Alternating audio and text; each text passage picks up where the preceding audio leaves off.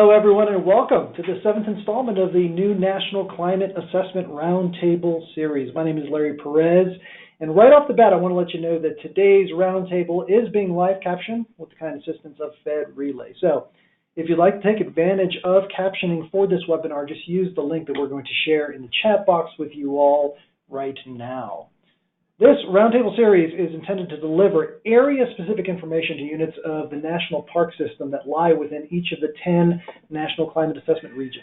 The roundtables are excellent opportunities to really learn about the latest findings from the 2018 assessment, ask questions of relevant subject matter experts, and have a dialogue with NPS leaders and practitioners that are actively working on climate change issues in the parks of your region. We actively encourage your participation today. Today's roundtable will focus squarely on parks in the southwest region of the assessment.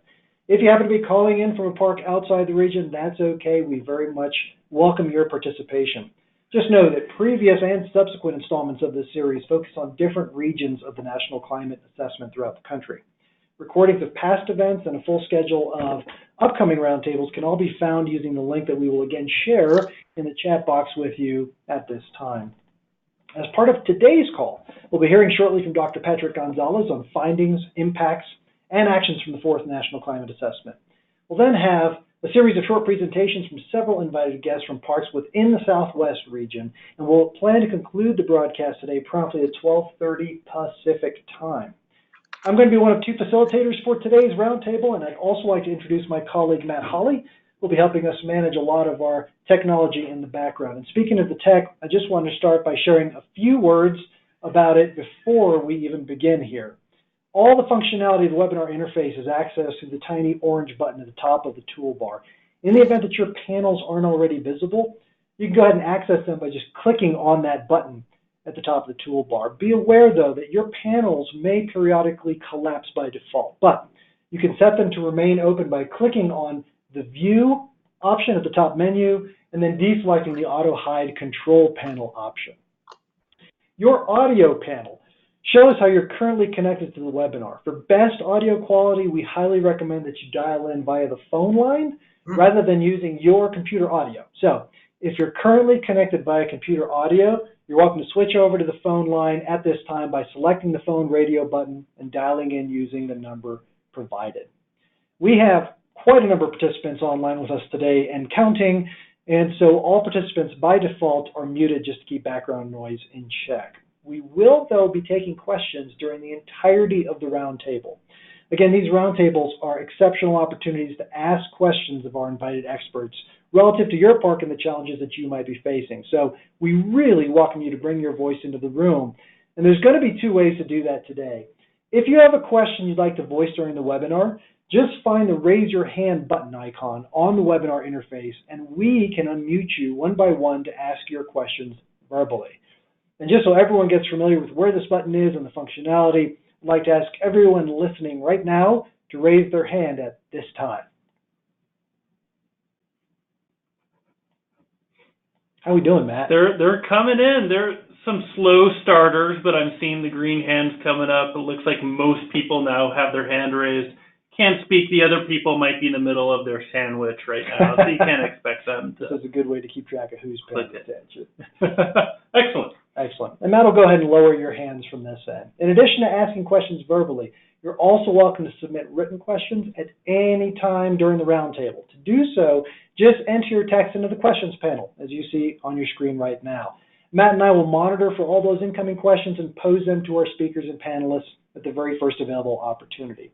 Additionally, should you have any difficulties with the technology during today's roundtable, the questions panel is a direct line to Matt and I where we could give you assistance if you need it. Finally, please be aware that this session is being recorded for future reference and sharing online. With that, I'd like to invite Kat Hawkins-Hoffman, who's the Chief of our National Park Service Climate Change Response Program, to say just a few words to kick us off the roundtable today. Kat? Yeah, thank you, Larry. Yeah, I want to echo Larry's welcome to everyone. We really do appreciate the interest in this topic, of course, and very glad you could join us. I also want to offer thanks to Patrick, our speaker for today on the Southwest chapter of the National Climate Assessment. And particular thanks and applause in advance for our panel participants, Alison, Jane, Neil, Dawn.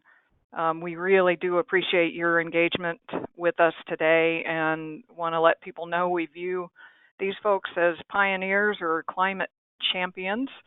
And I know we'll learn a lot from what they are doing. None of us have a real roadmap to this issue, and so we very much benefit from sharing information within the Park Service among ourselves and with people that are really rolling up their sleeves to get engaged. So thank you to our participants. Last thing, I just want to urge everyone to submit your questions. Larry mentioned this. We've gone through how to submit them. We have found in the webinars we've done thus far this year that we get a lot of questions towards the very end, meaning in the last 2 or 3 minutes, and good, thoughtful questions. And of course, by that time, we're getting ready to close down the webinar. So we really urge you to submit them all the way along. We view this as informal, and we want to get as many questions on the table and answered as we can. So with that, just welcome, and back to you, Larry, to kick it off. Thanks, Kat. I appreciate it. And I'm really happy and excited to welcome Dr. Patrick Gonzalez as our featured speaker today. Patrick is the Principal Climate Change Scientist at the U.S. National Park Service and an Associate Adjunct Professor at the University of California, Berkeley. A forest ecologist, Patrick has conducted field research in Africa, Latin America, and the United States, and has published in Science and other journals. He has served as the coordinating lead author for the U.S. National Climate Assessment and a lead author on 3 published and 1 forthcoming report of the Intergovernmental Panel on Climate Change, the organization that was awarded a share of the 2007 Nobel Peace Prize. So Patrick, thanks very much for taking the time today, and take it away. Well, thank you, Larry, and thank you, all of you, for your interest and participation. Hey, Patrick, we're still not seeing your webcam. I sent a little webcam request. Hopefully it might be hiding behind. There we go. We're set. Okay. Hi. And you can hear me fine? Perfect. Sounds great. Yes. Well, thank you again. I stepped out of my tent on the floor of Yosemite Valley and experienced its inspiring landscape on a Christmas morning 32 years ago. In just that relatively short time, temperature at Hetch Hetchy has increased 0.4 degrees Celsius. That's 0.6 degrees Fahrenheit. And published research has shown that human-caused climate change has reduced snowfall there, increased wildfire, and shifted vegetation and small mammals upslope. These are some of the findings covered in the most recent National Climate Assessment, which presented its results in 2 volumes, the physical science, so that's temperature, precipitation, sea level rise, and then another volume on impacts, risks, and adaptation. I gratefully acknowledge the great work of my colleagues on the Southwest chapter, particularly Greg Garfin in Arizona. The Intergovernmental Panel on Climate Change and the U.S. National Climate Assessment provide us with the most authoritative scientific information for the United States. In addition, I have also been producing focused assessments for individual parks and otherwise publishing on human-caused climate change in the parks, and you can find the data, the spatial data, the table of the results, and a lot of other publications there at my website. I'm going to cover the material in these 4 sections in about a half hour, and after the first 2 sections, I'll pause for some questions and then take some questions after the end. The human cause of climate change. This graph shows time going back 800,000 years on the horizontal axis, and the atmospheric concentration of the main greenhouse gas, carbon dioxide, on the vertical axis. And we see that in geologic time, carbon dioxide has gone up and down with the orbital cycles until the very end of the time series there. That straight line is all of human history from the Industrial Revolution to today, and human activities have pushed carbon dioxide well above its natural range of variation in geologic time. This is the most recent carbon budget for the world, and we see that motor vehicles, power plants, deforestation, and cement plants pump into the atmosphere over 11 billion tons of carbon a year. Oceans, forests, other vegetation and soil naturally absorb a little over 6 billion tons, and so the rest, 4.5 billion ton, goes up into the atmosphere, accumulates. That's the fundamental imbalance causing climate change. Consequently, temperature has increased to its hottest level in at least 800 years, and perhaps back to the beginning of the Reconstruction to 2,000 years. And this analysis of the Intergovernmental Panel on Climate Change looks at all of the possible factors that could cause the heating. All of those small graphs, those 5 small graphs on the bottom, those all add up to the top graph, which is the temperature from global weather stations. And we see that of all of the factors, only one has shown a statistically significant increase. That's greenhouse gases from cars, power plants, and other human sources. Human activities are causing climate change. Complete scientific agreement on that point. Consequently, in the southwestern US, annual average temperature has increased to about to a maximum of 2.7 degrees Celsius. That's more than 5 degrees. That's about 5 degrees Fahrenheit. And I'm going to linger on this map a little while, so perhaps you can spot your national park. All of the national parks are in the figure there.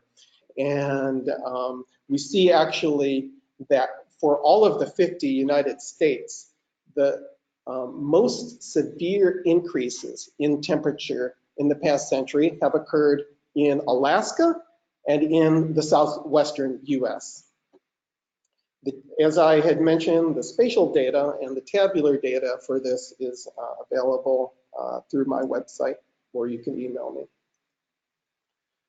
Similar to that analysis, this is the trend of precipitation for the past in percent per century. So that's the change in the century divided by the average for the entire time period. And here again, we see a disproportionate effect of climate change in the southwestern US, where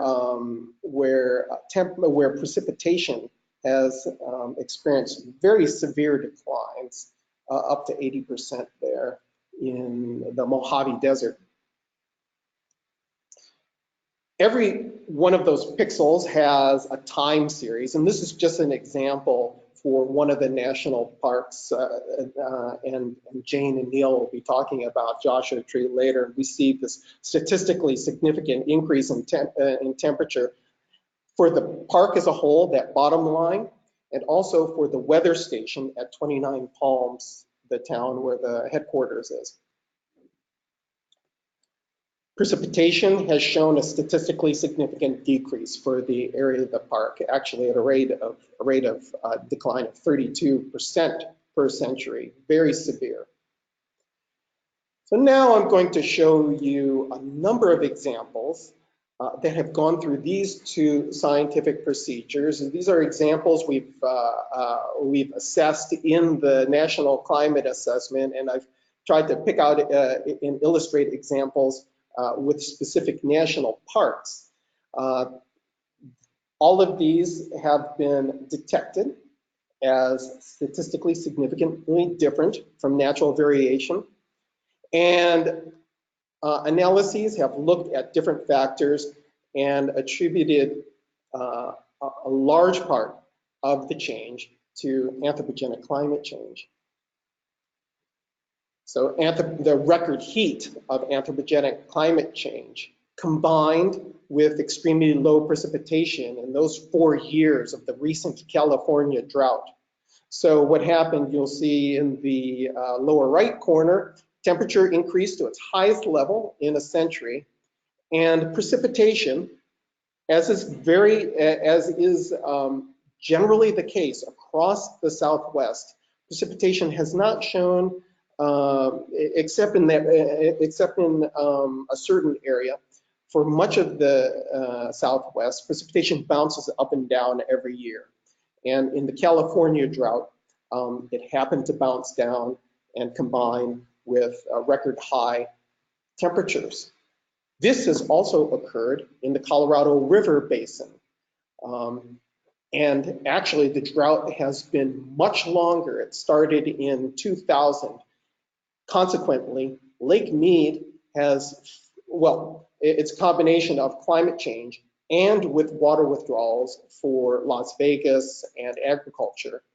All of that combined has dropped Lake Mead to its lowest levels since it was filled.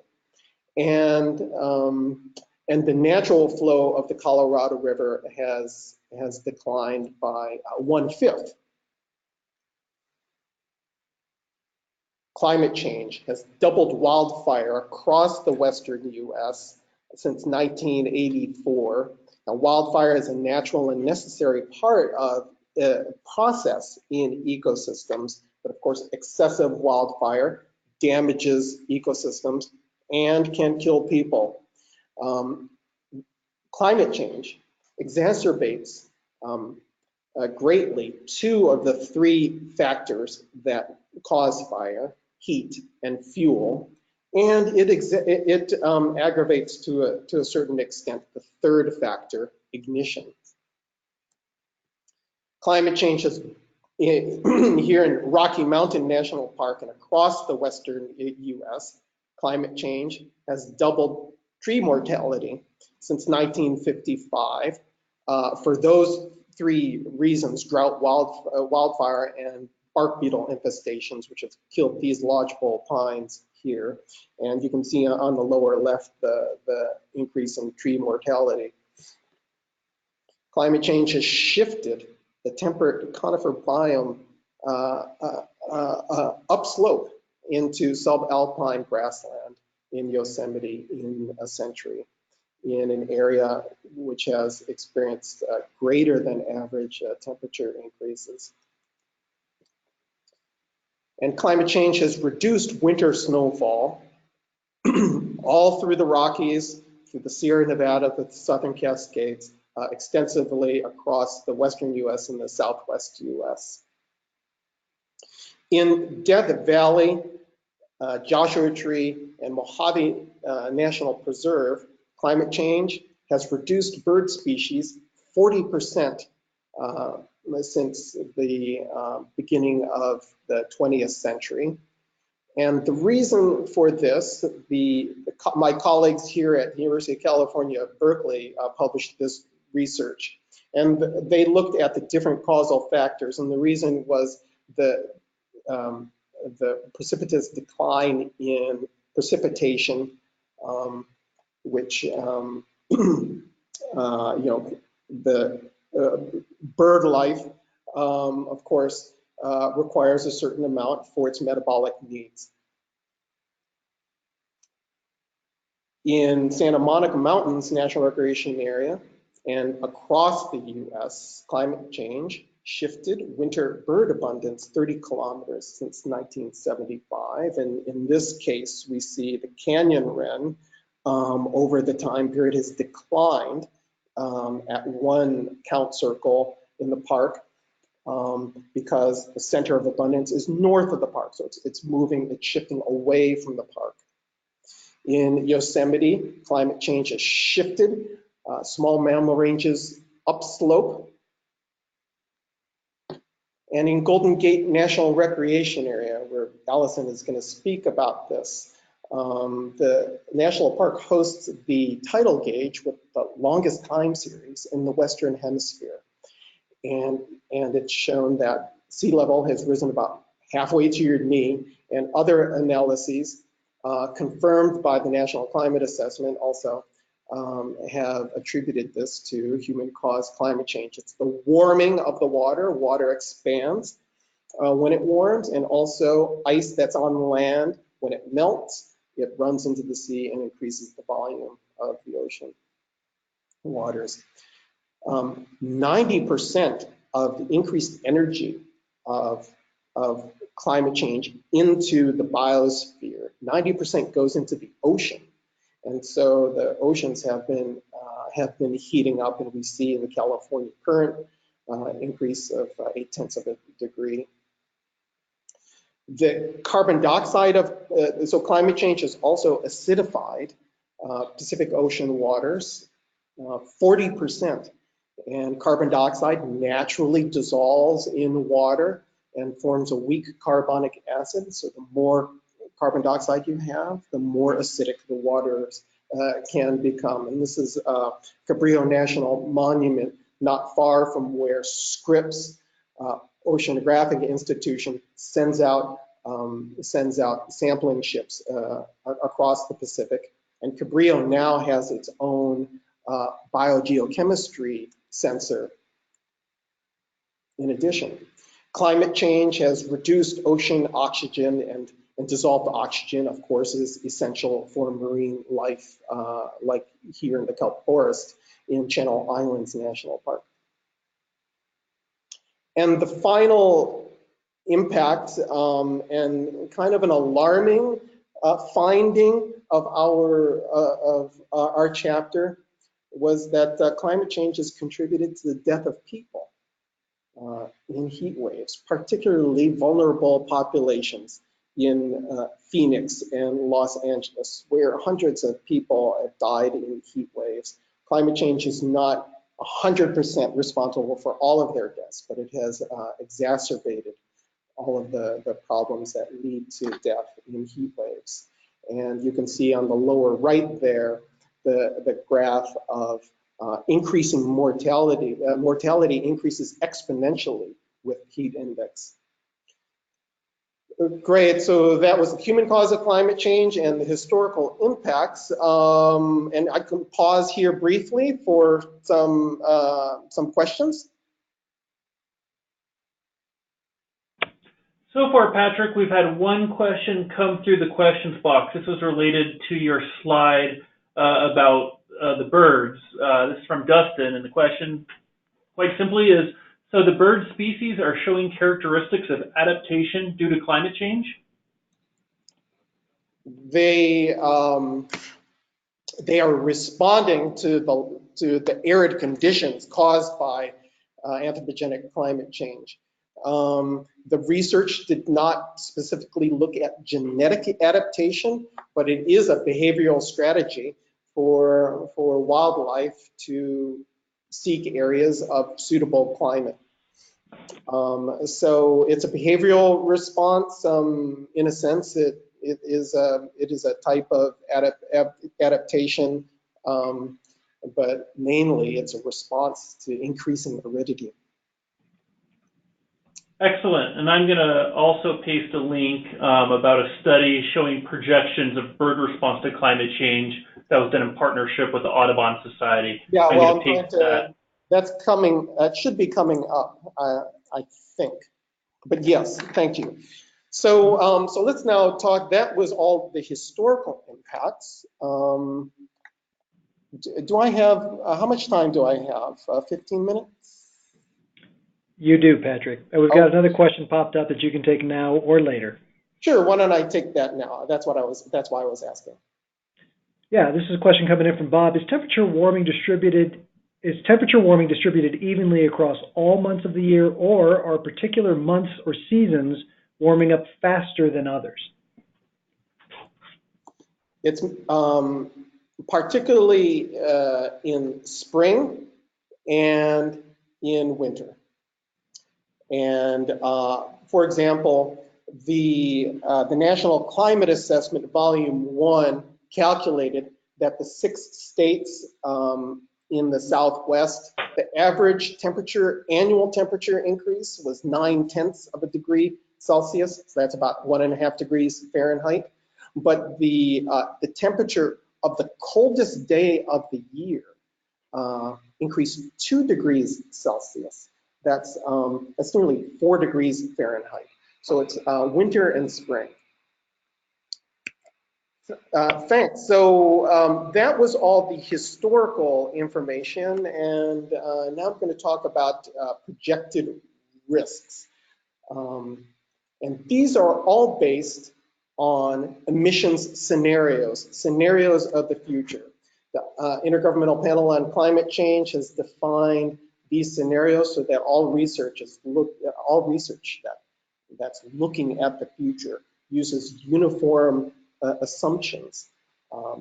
And each of the representative concentration pathways, or emission RCPs, which are the emission scenarios, has a set of assumptions about population, energy, and economic activity. The worst case is that red line, no action, an increasing population, and no action. And the blue line is the best case, and that's meeting the goals of the Paris Agreement. And then we have 2 intermediate scenarios. So these are projections, not predictions. Projecting the climate change is not the same as predicting the weather. When you see the weather, the meteorologists on TV or on the internet, they're using statistics about past atmospheric conditions and relating it to what might happen in the next day. But climate change is all based on human behavior, and so it depends on these scenarios. I'm going to be showing you a lot of worst case scenarios, showing you the upper end of what might happen if we don't reduce emissions from human activities. And we see here, I'm going to linger again, you can perhaps find your park at the highest emission scenario. Annual average temperature could increase as much as 5.8 degrees Celsius. That's like 11 degrees Fahrenheit. Oh my gosh. And then it decreases towards the coast, the moderating effects of the ocean. That was the average. Now, in the National Climate Assessment chapter, we also look at the extremes and then the health risks from these extremes. And this map shows that under the worst case scenario, temperature extremes by the middle of the century might increase to by 2 more months of temperatures greater than 32 degrees Celsius or 90 Fahrenheit. And if you look at the temperature profile over the year, that temperature increases throughout the year, and May can become the new July, and July becomes a heat that has not been experienced before. This map shows the projection for precipitation, the numerical average of all 33 climate models. And we see that as you go north, the tendency is for an increased average of all of the models. And as you go south, we see more decreases, and then there's an intermediate area in between them where about half of the models project increases and half project decreases. We see in the Sonoran Desert and then going towards Mexico, you see white sands, Guadalupe, Oregon pipe cactus. You see projected declines. A lot of agreement in the models, and then as you go farther north, more projections of increases. And so this graph kind of portrays graphically what I was trying to describe verbally. The horizontal axis shows the projected temperature change. The vertical axis shows the projected precipitation change. So 0, 0 is today. That's historical, that black dot. And each of those 4 big colored, all of the little dots, each of those is one of 33 general circulation models of the atmosphere. And then each of the big colored dots is the average of all the models within an emission scenario, within a scenario. So this is, these are the results for Muir Woods National Monument as a whole, everything within park boundaries. And we see increases in temperature, of course, but we see that only that 2/3 of the models project increases in precipitation and 1/3 project decreases. So this suggests really the need for scenario planning, something that the National Park Service engages in great detail, planning for hotter and wetter or hotter and drier conditions. Now, a lot of the hotter and wetter might not actually be wetter. This map shows model output for the worst case scenario for aridity, a measure of aridity, which is moisture balance. It's precipitation minus evapotranspiration. So the more arid it is, the lower the number gets. This is actually the change in aridity from historic times to the future projection. And we see here in the southwestern US up to 180 millimeters per year. That's 150% of average rainfall in some places. So even if the numerical average might be an increase, there's this zone here of potential aridity increases. Also potential increases in extremes, as we saw temperature extremes, and also National Climate Assessment has assessed that 5-year rainstorms in the Southwest perhaps occurring every 2 years. The increased aridity increases risks of decade-long droughts, more decade-long droughts in the Southwest, and reductions of Colorado River flow here in the Grand Canyon and throughout the basin.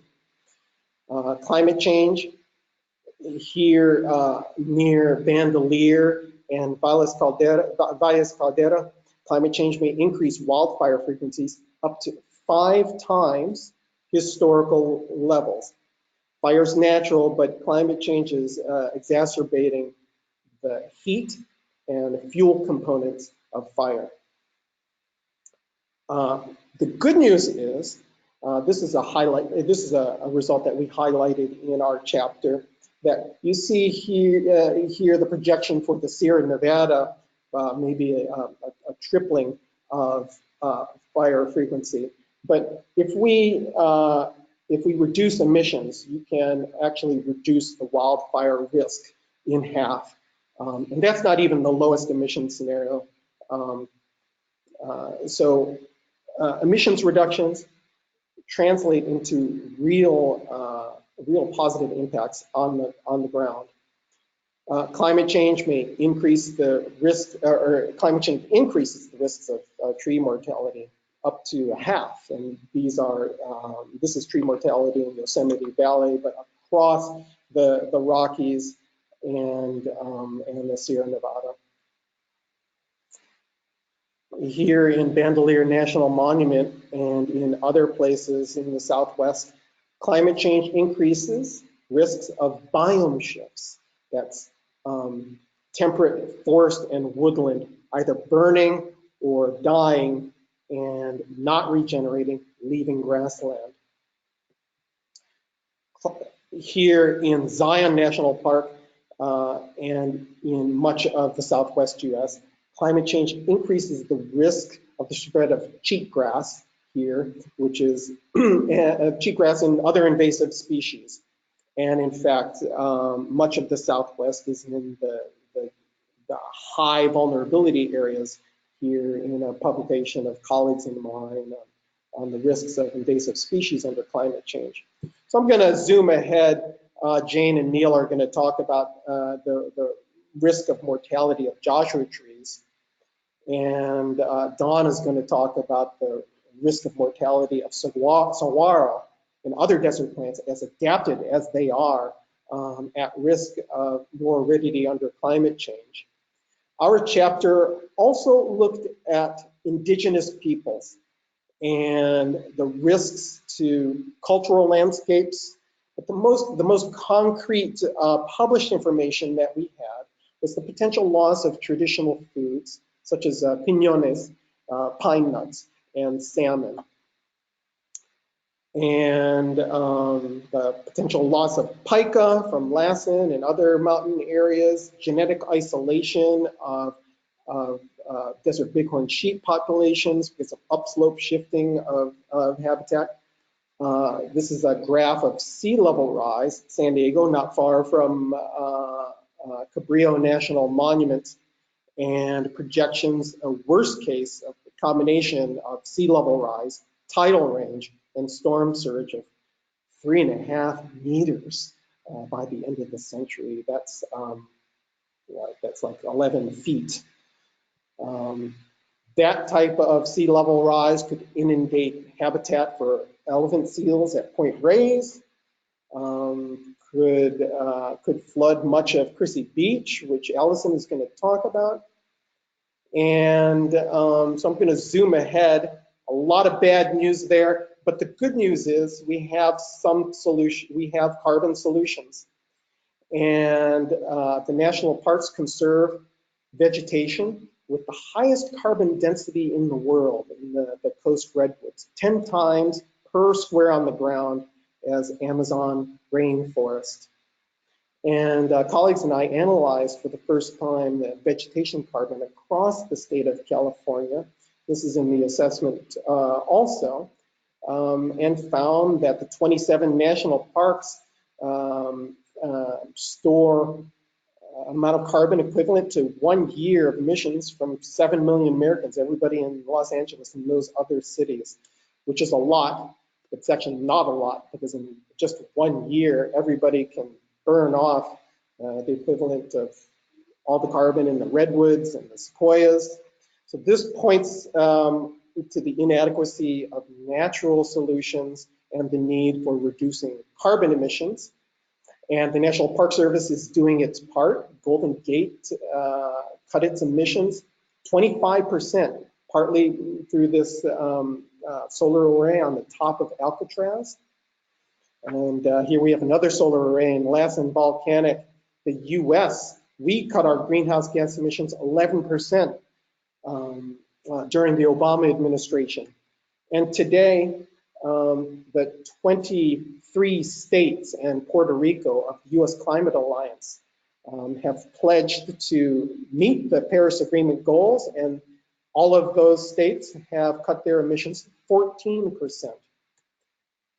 A recent report from the IPCC has reviewed all of these options and concluded that it is still possible with concerted global action to keep the temperature increase below 2 degrees Celsius.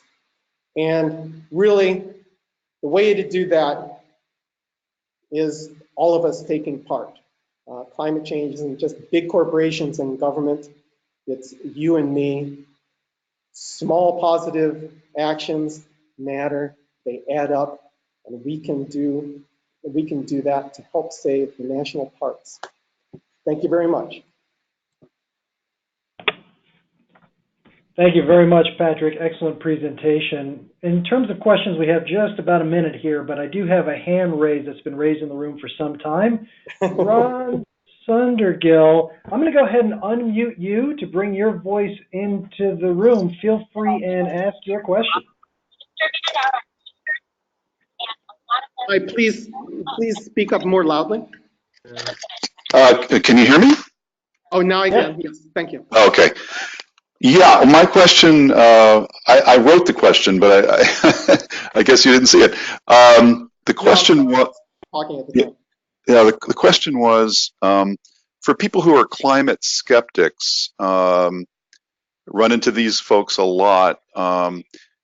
And what is it that you say to them when people say, well, climate change isn't necessarily caused by human activity. It hasn't, fully been proven yet.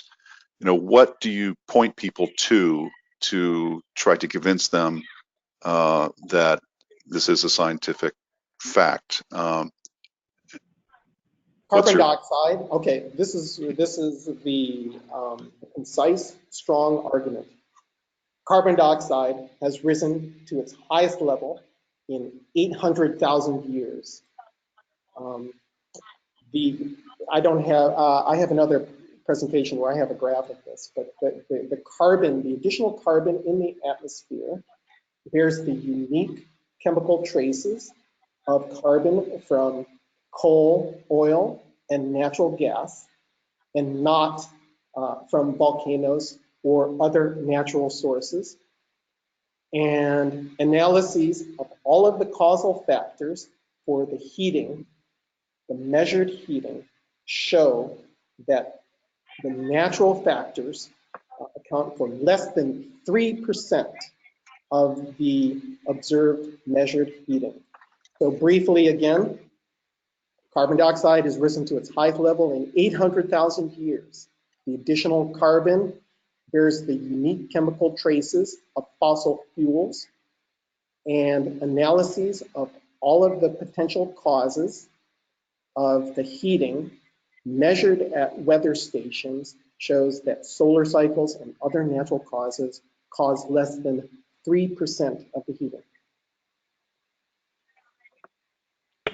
Excellent. Thank you, Patrick. And Ron, thanks very much for your question. I appreciate that. Patrick, so we have a few additional questions, but for the sake of time, I think I want to move on.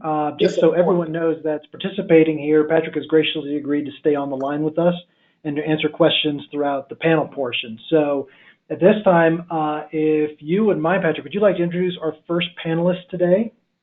I'm going to read the introductions exactly how they wrote them. So graduating from the University of California, Berkeley with a degree in forest management, Jane Rodgers began her career in conservation as a volunteer with the U.S. Peace Corps in Niger, setting a course for a career in habitat restoration and land management.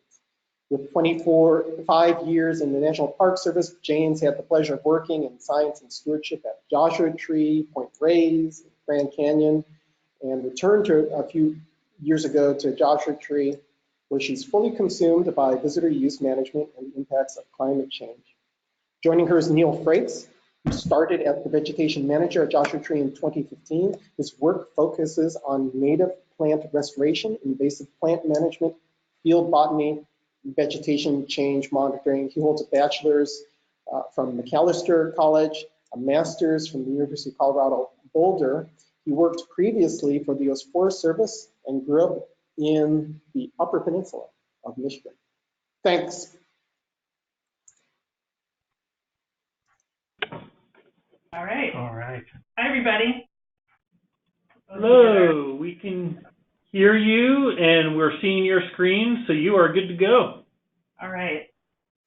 So first of all, I just want to thank Patrick and Larry and Kat for the opportunity today to share some of what we're doing at Joshua Tree National Park. And part of our introduction is also thanking the people that sat in these chairs before Neil and I.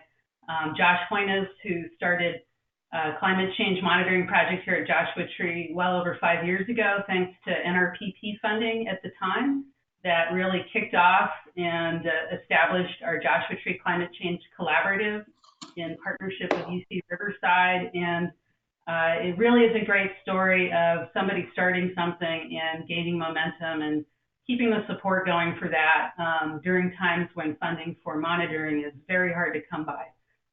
But that's been a great opportunity here at the park. This is really a story of what I would describe as sort of classic data-driven management. When superintendents are looking for examples of, we're paying a lot of money to do monitoring and how are we applying that, the program we have going on here is a great example of using the information to make smart management decisions and get support. I would say this is also a story of, as Patrick has described, the impacts to national parks. where parks are coming together, and our park certainly trying to find a way forward rather than just accepting what's happening at the park or looking at the demise of our key species here, the Joshua tree, really being proactive and finding ways of what can we do, where can we mitigate, and how can we get the support with funding, the regional office, fire management officer, fire management programs, and I really give credit as well to our superintendent for being willing to take risks. This is a good story of having a team coming together and being able to propose some actions that may be a little bit pushing the envelope of traditional National Park Service land management, and having managers who are willing to take those risks and opportunities to do that. So we're very grateful for that and what we're going to be sharing today. So with that, I'd like to hand it over to Neil. Well, thank you, Jane.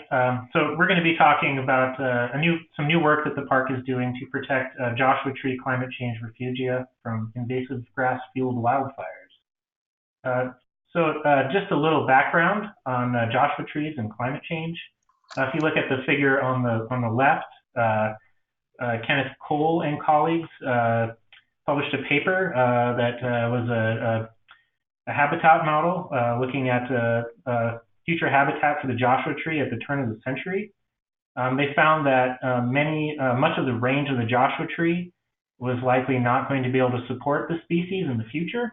If you look at the figure on the left at that map, all those areas in red are areas that they found would no longer be able to support Joshua tree populations in the future. And of course, Joshua Tree National Park is at the far southern end of the Joshua tree's range, and all of the area of Joshua tree habitat in the park was modeled as red, or being unsustainable for Joshua trees. So of course, this was a very dire prediction, very concerning. A year later, in 2012, Barrows and Murphy Mariscal came out with another paper, and they were able to do some modeling work really just in the area of the park and in adjacent areas at a much finer scale, at a higher resolution, and they were able to map a refugia for the Joshua tree within the park, but it was really only about 10% of the current range of the Joshua tree in the park. So still very concerning. And just this past year, or this year actually, in 2019, Lynn Sweet from UC Riverside came out with new habitat models for the Joshua tree at the turn of the century, using those different emission scenarios that Dr. Gonzalez covered. These mapped refugia, we were able to validate these refugia using field data from long-term monitoring plots. And we found that there were higher numbers of Joshua trees, juvenile Joshua trees in the areas mapped as refugia. Now, if you look at the map here on the screen, under the low emission scenario, the 4.5, that's shown in green. And then the higher emission scenario, the 8.5, that's shown in orange. It's really hard to see the orange on there because it's such a small area. So for management purposes, we are using the lower emission scenario here, the green areas, as our refugia. Now, climate change is not the only threat to Joshua trees in the park. Another threat to Joshua trees is wildfire and invasive grasses that are changing our fire regime. Throughout much, or if not most, of Joshua Tree National Park, we have some cover of invasive, non-native annual grasses of different species. At the higher elevations, these grasses become much more abundant. And these grasses also become much more abundant in wet years. They're moisture limited, so when there's adequate moisture, they grow bigger in size, and they're at higher covers. The dead fuel from these grasses can persist for multiple years, and these grasses are likely changing our fire regime to one where fires are more frequent, they burn at a higher severity, and they tend to be much larger in size. This can also trigger a positive feedback loop where we get the grasses coming back in quickly after fire, which fuels more fires, and we have some areas in the park that have burned 2 or 3 times in the past 30 or 40 years.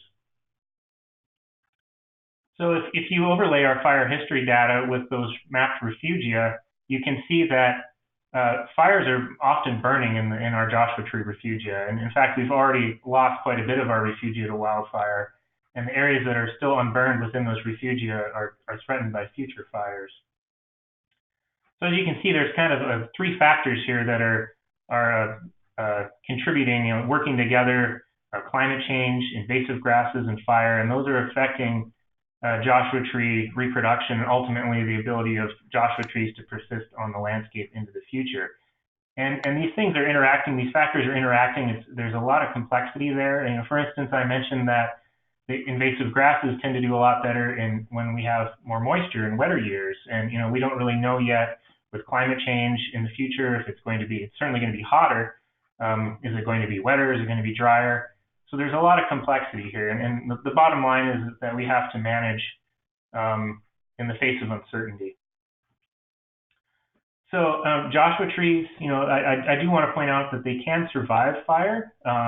They can sprout from the roots, but there was a study done in the park, and in general, there's very low survival rates following fire, and very few Joshua trees actually sprout and survive fire. We've also put in some monitoring plots in areas that have burned. For instance, this photo here is from a fire that burned in 1995. We sampled that area in 2017, and what we're finding is we're getting really, really low levels of recruitment in these burned areas, and it's looking very unlikely that Joshua trees will be able to recover naturally to burned areas on meaningful timescales for humans. Our resource stewardship strategy directs us to control invasive annual grasses and Joshua tree woodlands, and more specifically, it tells us that we need to find effective control measures for controlling for these grasses, which means that we don't really know how to do this yet, and we need to try things out. I think our resource stewardship strategy is telling us that we should take an adaptive management approach to controlling invasive grasses and Joshua tree habitats. A couple of years ago, we brought some scientists and land managers together from USGS and from NPS and our Fire and Fuels program based with BLM, and we toured the Covington Flats area in the western part of the park to try to figure out some strategies that we could take to protect Joshua tree refugia in this area. We came up with this very complex map here. This is a map of the Covington Flats area in the park. The black lines that you see, those are roads. The pink areas are areas that have burned. And we came up with a three-phase strategy to trying to protect Joshua tree climate change refugia. The first phase involves doing work along the road, reducing fuels along the road, controlling invasive grasses and some native annual species within 30 feet of either side of the road, and removing woody fuels, 60 to 70% of the woody fuels within 15 feet of the road. That's phase one. Phase two involves a very similar style of treatment, but it's 50 feet wide, and it's around unburned islands in the Covington Flats area. And then lastly, phase three focuses on a very special area called Upper Covington, where the road ends, where we have one of our highest quality Joshua tree refugium. And in this area, the treatments are focused around individual Joshua trees, controlling invasive grasses within a 20-foot radius around individual large and healthy Joshua trees. And those areas are prioritized. That's why on this map here you see those different circles focusing closer in on the end of the road there at a trailhead, a very popular trailhead, and then prioritizing out from there. And these are all outside of wilderness. So thanks to funding from the Pacific West Region Fuels Program and from our Joshua Tree National Park Association, we were able to start work on phase one of these treatments this past March. And we had a crews from a company called Sweat LLC come out and reduce fuels along. They were able to complete about 1/3 of phase one, 1/3 of that road network in Covington Flats back in March. Already identified some challenges of doing these mechanical treatments. One is timing. We started these treatments in March because we wanted to reduce the grasses before they went to seed. However, we had a really wet winter this past winter, and there was a lot of regrowth in the treated areas, which you can see here in the photo, which means that we have a need for repeat treatment of these areas pretty frequently. We don't know how frequently we would need to retreat them yet, but it's likely going to be pretty expensive to continue repeating these treatments. We're also seeing some of the woody plants resprouting already. Another challenge is that much of our refugia is in designated wilderness, and we need to decide if we are going to do similar type treatments in wilderness and how we would do those treatments within wilderness. Lastly, I'll just end with some next steps. We put in a series of monitoring plots in these treated areas. They're paired belt transects, and we have pre-treatment data. We have data from immediately post-treatment, and then we also have data from this past summer looking at regrowth. So we need to analyze those data and make some adjustments. Also, we've begun continuing work on the phase 1 of these treatments. Just yesterday, we had crews come in, the same company, Sweat LLC, and they started doing more work in the Covington Flats area. And then lastly, we'd like to put in some herbicide test plots to try different herbicides like Esplanade to see if that can be an alternative tool for controlling invasive grasses and ultimately fire. I'll end with that, and I'm happy to take any questions. Great. Neil and Jane, thanks so much. We've had a number of questions roll in during the presentation. We want to kind of take them in the order that they've come. We'll throw them out and pose them to yourselves and the larger panel for whoever wants to take it. First comes from Bob. Frost events are a critical threshold for many desert plant species. So what are the spatiotemporal projections for frost events in the Southwest with regards to climate warming? Yeah. I'm not sure. I would need to look that up. I don't have those projections right on hand. The National Climate Assessment, to my knowledge, did not have data layers on that, but I can look that up. You can infer from the increase in temperature that frost would become that you would have fewer days of frost, but I would need to look quantitatively. Yeah, it's a really good question. It's kind of also in my mind, kind of that same bucket of pollinators. This is really complicated, and we're just looking at one aspect of this, and so good question.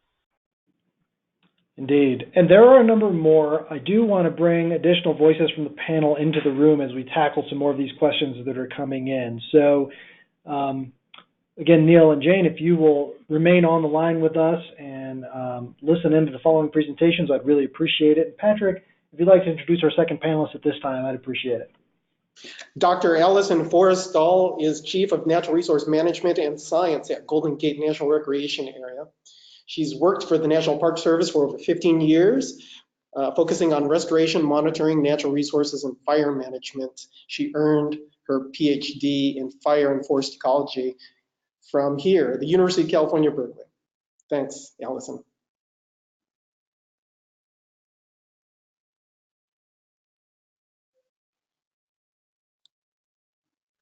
Hey, Alison, you're still on mute, so if you want to go ahead and unmute yourself in the panel, then we should be able to hear you. Perfect. Okay, hopefully you can hear me now. Yes. Yes, we can. Okay, and I apologize if there's background noise. Our propane refuel truck just showed up at this exact moment, so hopefully you can hear me okay. So I'll be talking about the climate change program here at Golden Gate National Recreation Area. This should provide a nice contrast to what's happening at Joshua Tree and Saguaro because we are a coastal park. And I just want to start out by, sorry, just a second. I just want to start out by acknowledging that this is really the work of many of my colleagues that I'll be presenting. It's really a team effort. I'll try to be acknowledging folks as I go along, but really this is a collective effort I'll be sharing here today. So I just wanted to start out by sharing a little bit about Golden Gate National Recreation Area. We're located on the California coast in the San Francisco Bay region. We span 3 counties, from Marin County in the north to San Francisco, San Mateo County in the south. We're over 80,000 acres with 91 miles of shoreline. So we truly are a coastal park with many challenges associated with specifically sea level rise. We're a very diverse, biodiverse park. We're part of a global biodiversity hotspot. We have a wide diversity of habitat types from redwood forest to coastal grassland to coastal marsh here. We have 37 threatened and endangered species, which is more than any other park unit in the continental United States. We have 17 million visitors per year. That was our number from 2018. In 2018, we were the most visited national park in the national park system. And then we also have rich cultural resources. Most of the park is former military land, so we have more than 1,200 historic structures and very rich cultural resources. So it's a complicated site to be addressing these issues on.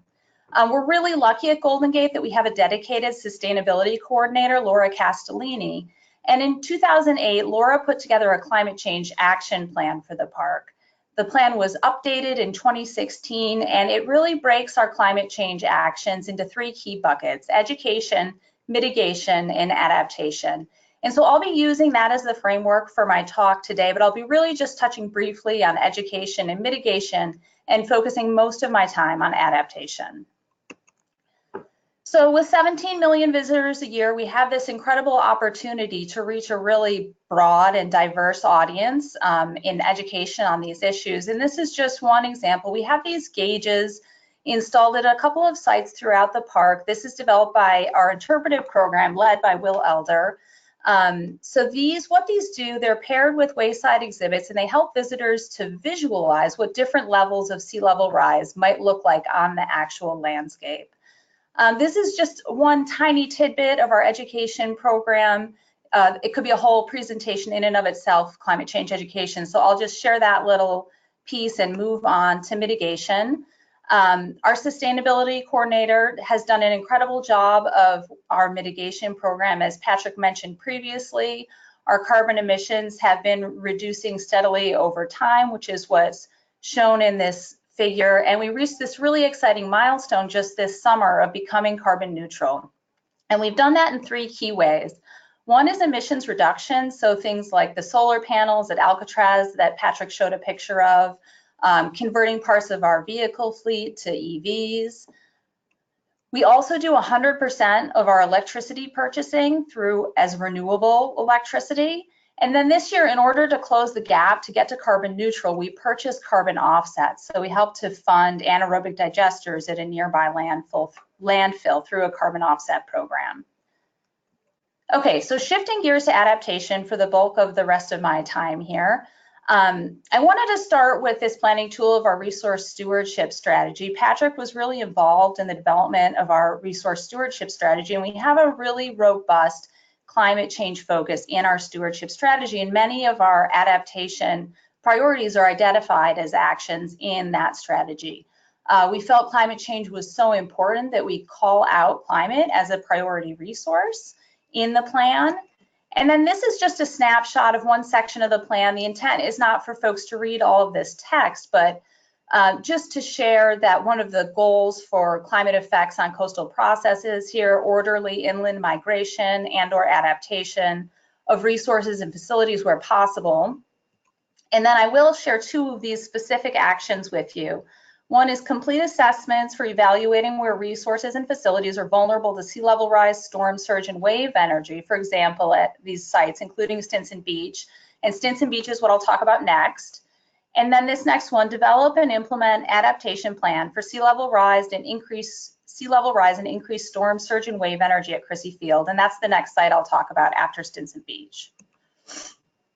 So Stinson Beach is located on the coast of Marin County right here where this red dot is. It's, you can see just from this aerial shot of it that it's highly vulnerable to sea level rise. It also has a history of fluvial flooding. It has a mix of natural resource values at this site as well as infrastructure. There are visitor amenities like parking lots and bathrooms. There's a concession there. There are park maintenance facilities, park housing. So it's a small but complicated site. And so about a year and a half ago, we hired an intern, Alan Plain, to do a vulnerability assessment for the infrastructure at this site.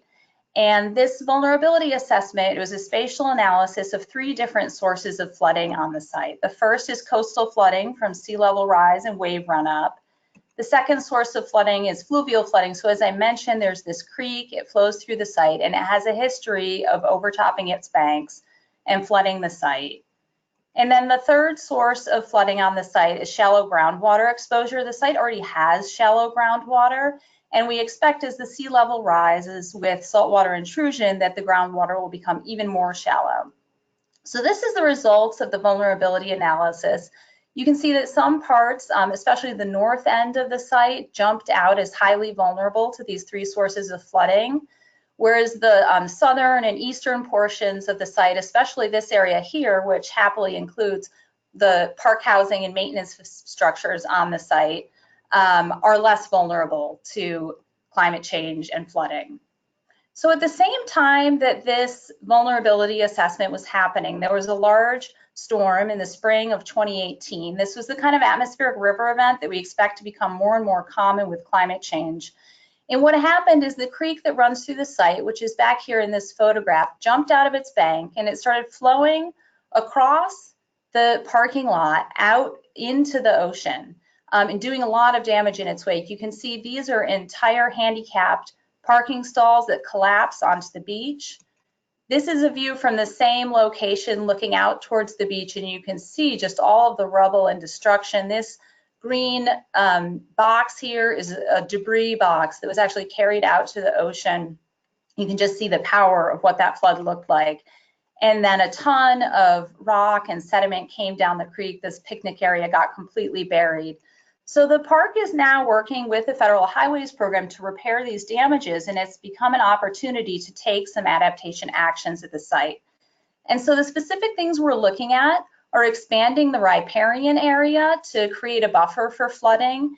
And historically, the creek that I mentioned used to have a high water event outflow to the ocean, which was destroyed when the site was developed. And so we'll be recreating that outflow to the ocean so that we don't see those same kind of damaging floods moving forward.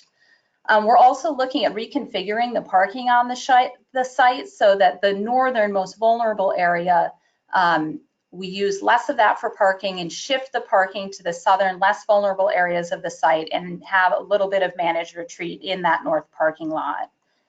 And then in 2023, the park is going to undertake a master planning process for the site, and including community engagement and taking a deeper, longer look at how to take on managed retreat at this site. So shifting gears to San Francisco County, I'm going to talk now about some work we've been doing at Crissy Field. Crissy Field is located here on the San Francisco coastline with the bay. Here's on the lower left here is an aerial image of the site. And you can see, again, it's a mix of built and natural environment. There's parking lots, there's a number of concessions here, and then there's also this restored wetland and dune habitat that's really the crown jewel of the site. This picture in the upper left is looking out from the center of that wetland up toward the Golden Gate Bridge. And the park in 2016 engaged with our nonprofit partner, the Golden Gate National Parks Conservancy, and a consultant to do both a vulnerability assessment for Crissy Field paired with a community outreach around sea level rise at the site. So the consultant used a number of different sea level rise scenarios to start to identify the vulnerable infrastructure and natural resources at the site.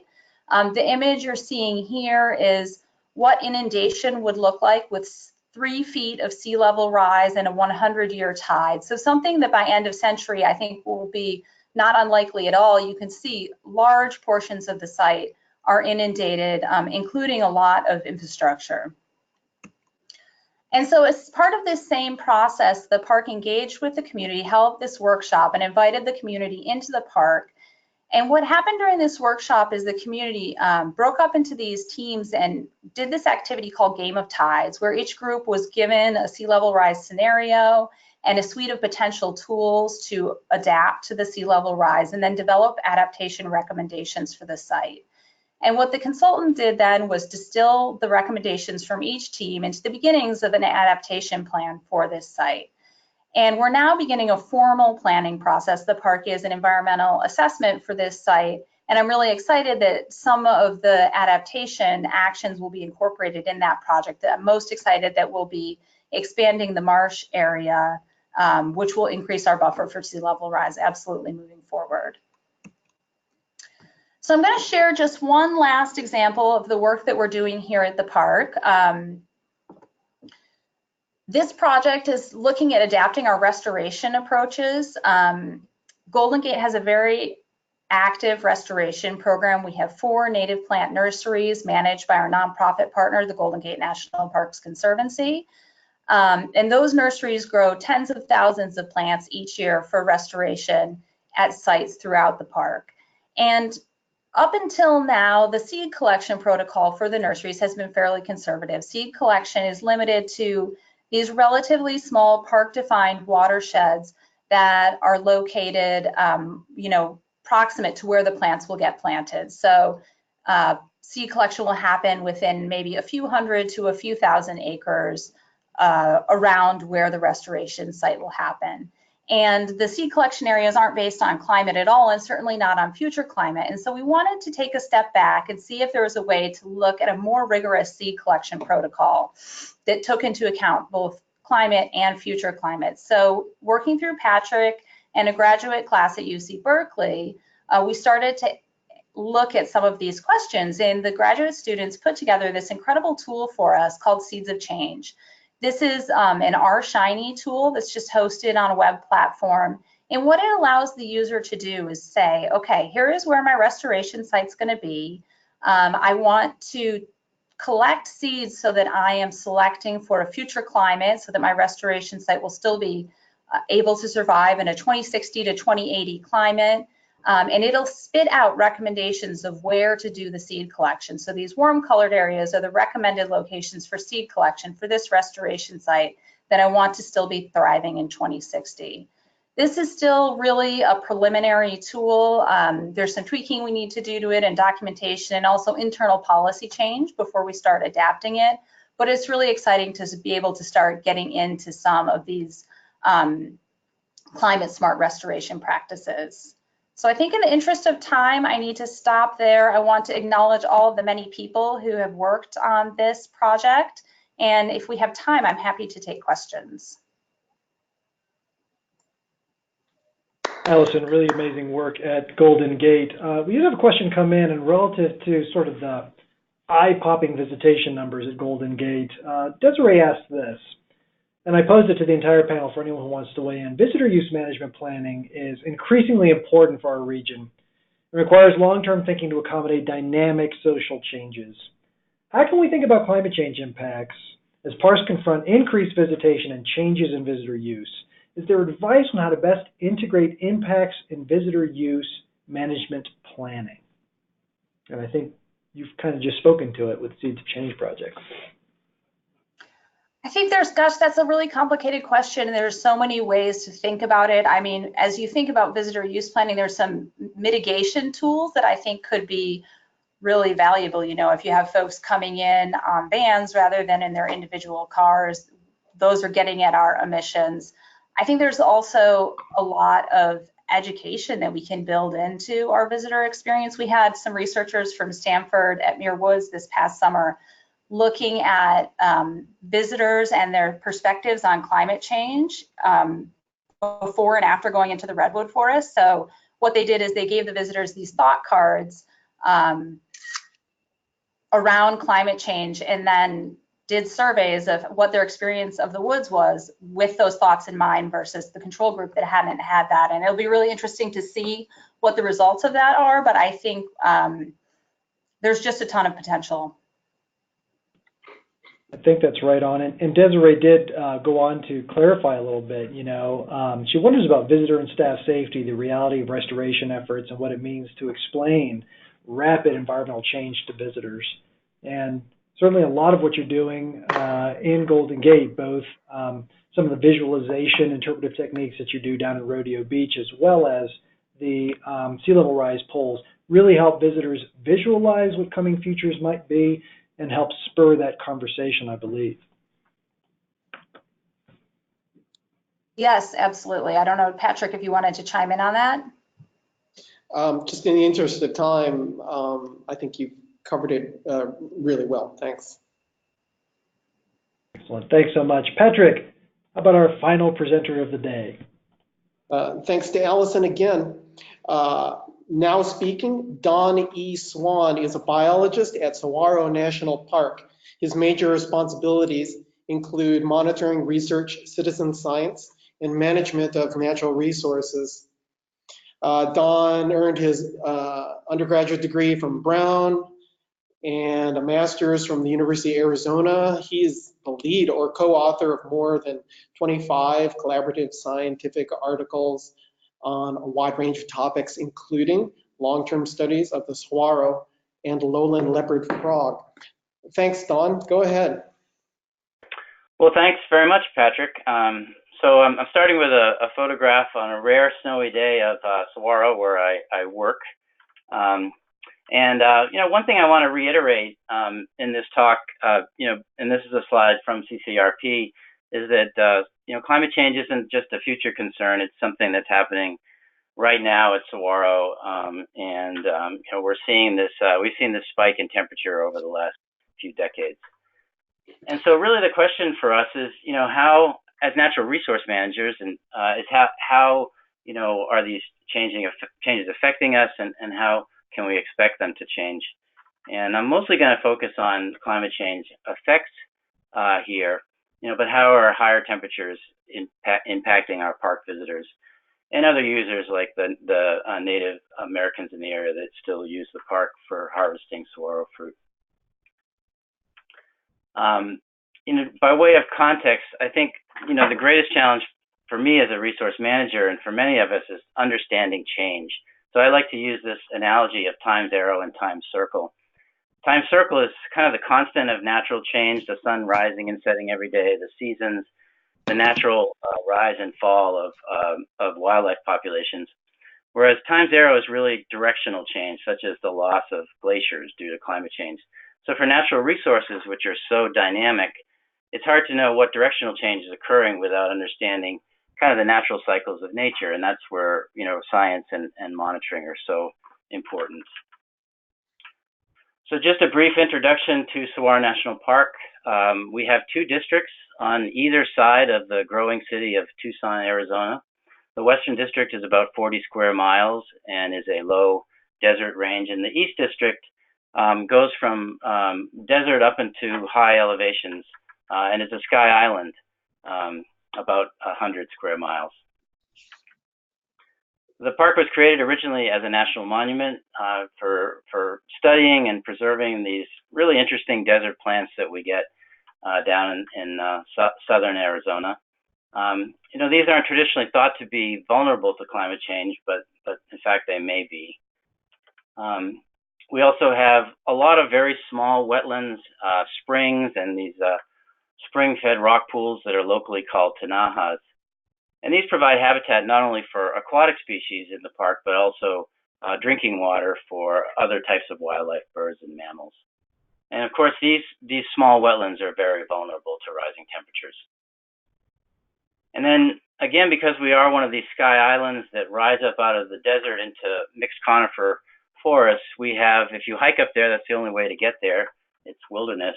You'll find different species that are unique to that area and obviously are very vulnerable to climate change. They really have nowhere to go as we experience warming temperatures.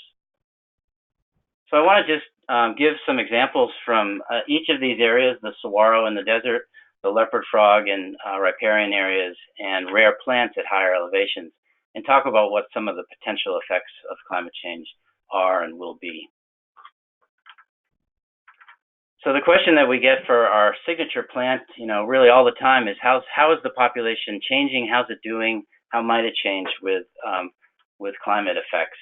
And we're fortunate in that we have research in the park that goes back to the 1930s, and so some really tremendous legacy data sets that help us answer this question.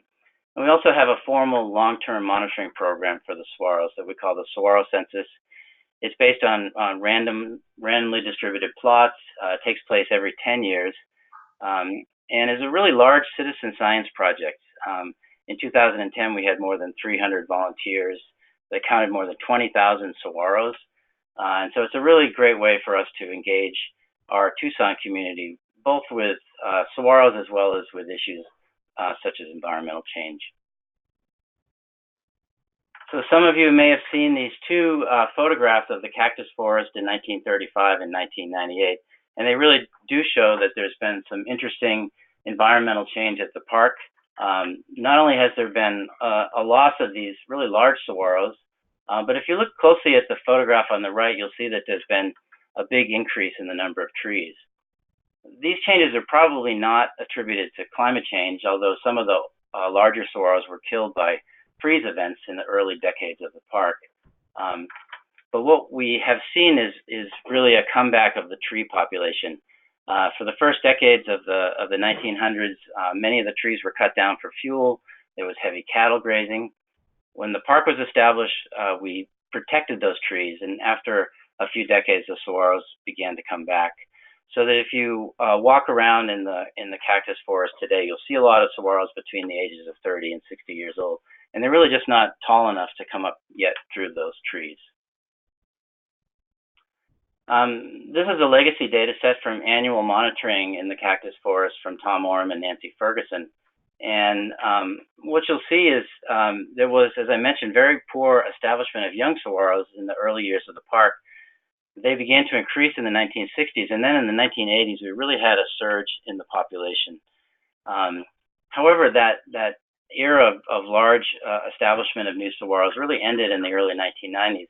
And what we've seen since then has been very poor establishment of new saguaros, and that's associated with the drought that we've been in. These are some data from the saguaro census. The top is the West District and the bottom is the East District. And the dotted line is the Palmer Severity Drought Index. So here, this is a similar slide, but you can see that the new saguaros coming into the population is really determined in large part by drought. And the drought has been, as I said, exacerbated by some of these higher temperatures that we've been seeing. So while adult saguaros are very resilient to drought, the survival of young ones really depends on cooler, wetter conditions that we haven't been seeing since the early 1990s.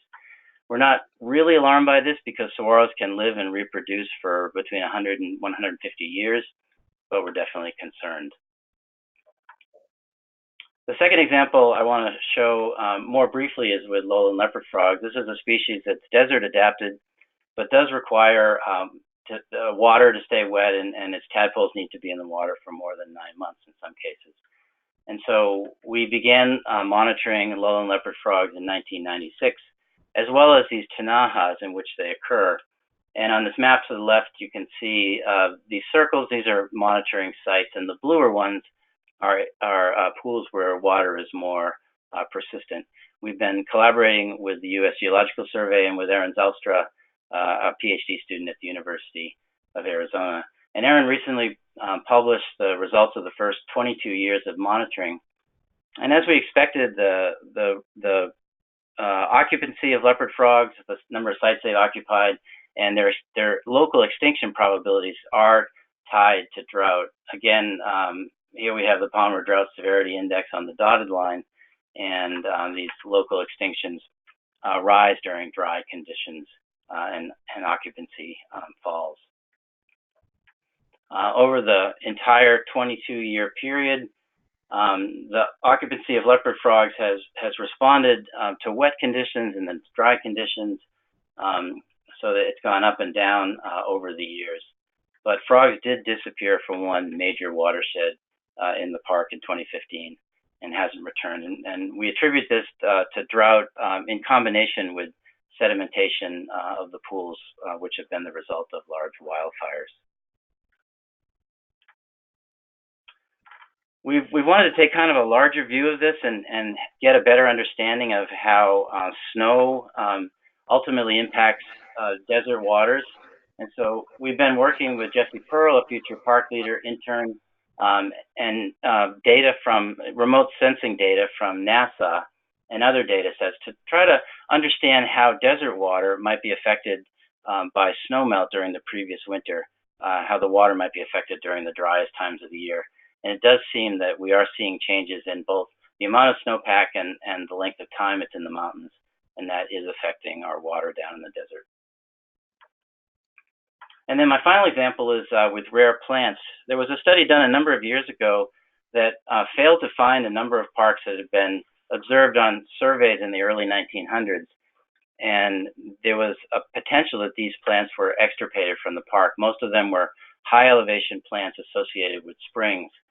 And so we wanted to know more about this. We wanted to do targeted surveys to see if we could locate some of these plants like red osier dogwood that hadn't been seen in over 100 years. So with a combination of interns and then support from the Sonoran Desert Inventory and Monitoring Network, we did surveys in these really difficult to reach places of the park. We've been elated by this. We've been able to find many of these plants, such as the Thurber's bog orchid, which hadn't been seen since the 1800s, as well as more than 20 new species of plants for the park. It's like this giant chain fern, many of which are associated with high elevation springs. In the process of doing these surveys, we've discovered a number of new springs, as well as cultural resources, both prehistoric and historic sites. And these areas really provide us an opportunity for long-term monitoring of some of these resources that are definitely vulnerable to climate change. So my final thoughts are really just, like most parks, we've seen a decline in funding that's available for resource management and particularly research. And as we've seen throughout the day, there's so many opportunities to work with scientists from university and other organizations, as well as with citizen scientists to kind of increase our science capacity. And I think we also need, more research in wilderness areas. Saguaro is really blessed. We're about 78% designated wilderness. But our wilderness character monitoring indicates that the wilderness values in our park, it's particularly the natural character that's most threatened. For example, by invasive plants like buffalo grass, which was brought here from Africa and really directly threatens the saguaro.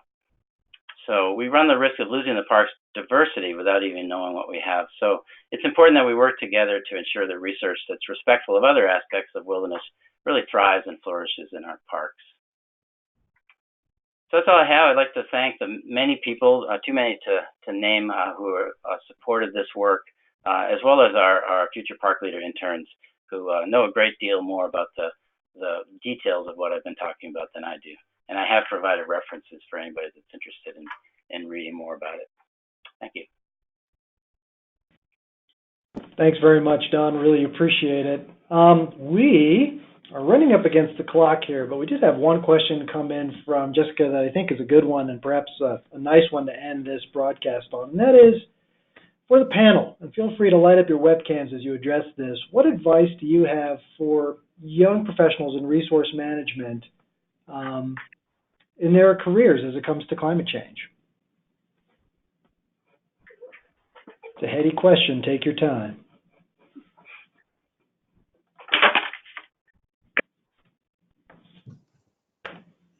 I can start since I seem to be the first webcam showing up. And I guess what I would say is that, the challenges ahead of us are huge.